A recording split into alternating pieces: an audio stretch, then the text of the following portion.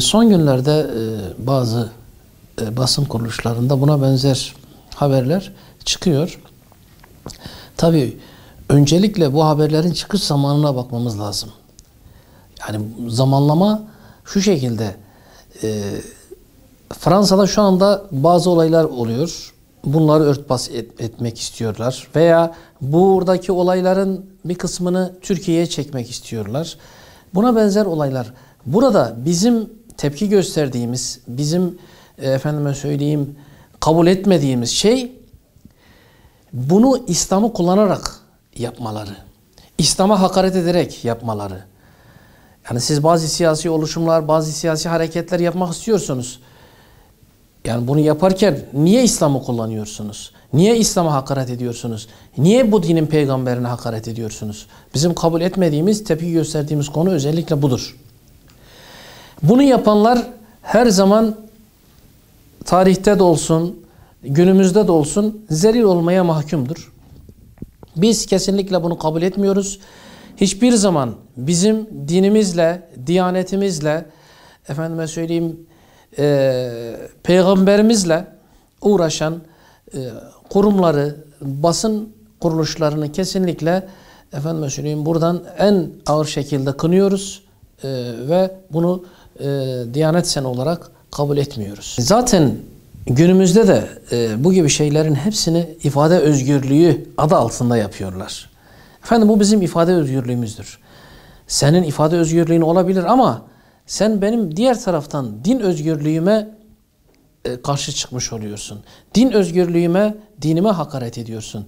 Yani sen bir dine, bir dinin peygamberine, hak dinin peygamberine bu senin basın özgürlüğündür diyerek hakaret etme hakkına sahip değilsin. Yani hiç kimse bu hakka sahip değil.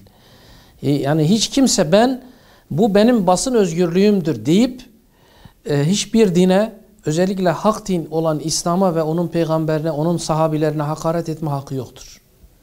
Bu hakkı kimse kendisinde göremez ve ben kendisine bu hak olduğunu kabul etmiyorum. Şimdi zaten bunlar bazı kesimlerin, özellikle sol kesimin bunların taşeronluğunu yapan haber siteleri, ondan sonra basın organları. Bunlar sürekli zaten onların taşeronları. Sipariş üzerine iş yapan insanlar bunlar. Yani sipariş üzerine iş yapan basın kuruluşları bunlar. Şu anda da bunun herhalde ihalesini almışlar, bunun siparişini almışlar. Şu anda da bunu yapıyorlar.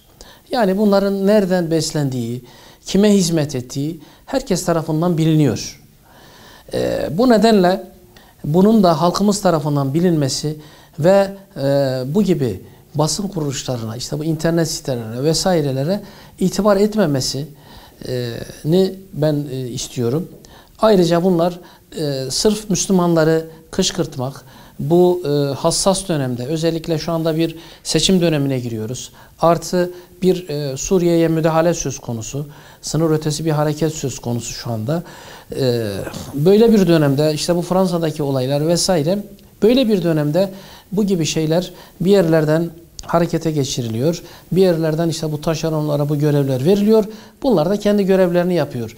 Önemli olan halkımızın bunu bilmesi ve bu bilinçle hareket etmesi. Yani kesinlikle bunda bir art niyet mevcut. İşte bir kışkırtma mevcut.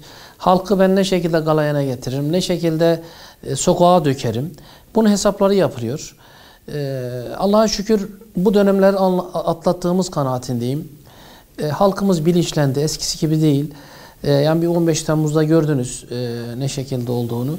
O açıdan bu oyunların da sonuç getireceğini tahmin etmiyorum. Bir sonuç vereceğini tahmin etmiyorum. Ama buradan şu çağrıyı da yapmak istiyorum. Özellikle Adalet Bakanımıza olsun, diğer hükümet yetkililerimize olsun. Bu gibi halkı kışkırtan, efendim söyleyeyim, halkı kin ve nefrete yönlendiren basın kuruluşlarını olsun, diğer internet sitelerini olsun, medya kuruluşlarını olsun, bunları daha sıkı denetlemelerini ve yok işte bunlar basın özgürlüğüymüş, basın şeymiş, buna göre kanunların da bu şekilde düzenlenmesini, çünkü bizim ülkemizin, milletimizin, devletimizin bekası için de bu gerekli. Ayrıca bunun da sözümün başında belirttiğim gibi İslam'ı kullanarak, İslam'a hakaret ederek böyle yollara tevessül eden kişilerin de en azından bu şekilde önlerinin kesileceğini buradan belirtmek istiyorum. Şimdi bu tabii burada kendi suçlarını örtmeye çalışıyorlar. Yavuz hırsız ev sahibini bastırır misalinde olduğu gibi. Ayrıca acaba ben bu şekilde tehdit edersem, korkutursam bunlar bu işten vaz mı geçerler? Bu şekilde mi hareket ederler? Hayır. Yani biz eskiden olduğu gibi her zaman hakkı ve hakkı söylemekten, haklının yanında olmaktan hiçbir zaman vazgeçmedik. Bundan sonra da vazgeçmeyiz. Burada da bir haksızlık var, bir hakaret var dinimize, İslam'a. Biz de her zaman olduğu gibi yine bunun karşısındayız, dimdik ve buradayız. Kesinlikle öyle şeylere kesinlikle pabuç bırakmayız. Kesinlikle böyle şeylere de bizden herhangi bir taviz verilmez. Bunu da bunlar iyice bilsinler. Biz kesinlikle bunu en ağır şekilde kınıyoruz. STK'lar tabii ki bu konuda biraz da inisiyatif almaları gerekir kanaatindeyim. Burada İslam'a, peygamberimize, sahabelerimize hakaretler içeriyor. Dediğim gibi onun dışında yine bazı art niyetli planlar içeriyor. Burada STK'lar daha bilinçli olup bir birliktelik, bir birlik görüntüsü vermeleri gerekir. Bunlara karşı, böyle yapılara karşı biz bir ve birlikteyiz diyerekten tepkilerini bu şekilde basın açıklamalarıyla olsun, diğer sosyal paylaşımlarla olsun, diğer söylemleriyle bunu veya suç duyurusu olabilir. Bu şekilde bu söylemlerle hareket edip bunları en azından elimizden gelen neyse yapmamız gerekir ve kendilerini de bu şekilde bunu yapmaya davet ediyorum.